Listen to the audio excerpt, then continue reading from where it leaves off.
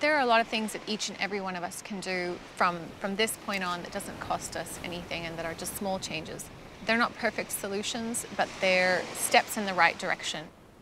Things like being willing to go down to your nearest beach, adopt that beach, embrace that beach, and take pride in its sense of cleanliness, and take a couple of pieces of rubbish. Heck, take a whole bag of rubbish home with you. Every little bit really does count when we scale it up to the whole human population. When you pick up those 3, 10 or 30 pieces of plastic, you know that they're not going to persist in the environment. You can dispose of them correctly and know that they're not going to become this hazard. But it's more about preventing it from getting there in the first place. Feel empowered when you say no to that disposable coffee cup or water bottle.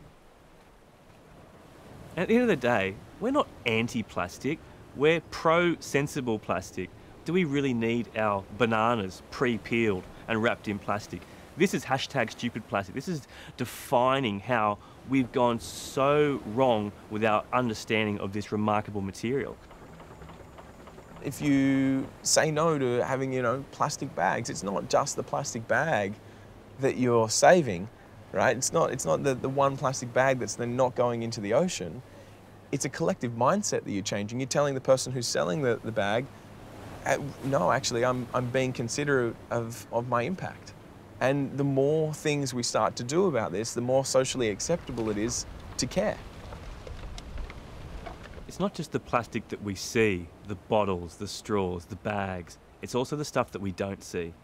In many personal care products now, companies have replaced natural exfoliants with plastic microbeads. Sure, they might feel nice when you're rubbing it on your skin, but where do they go next? Of course, they go down the drain.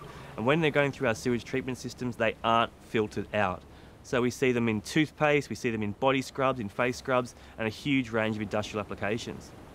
I think as an average everyday consumer, it's a very quick and easy thing to do is to pick up your product when you're purchasing your next face wash or body scrub and make a very conscious decision not to buy the one with the colorful little beads and particles, and purchase something that has perhaps apricot cores or sea salt or some other kind of exfoliant that does no harm to nature.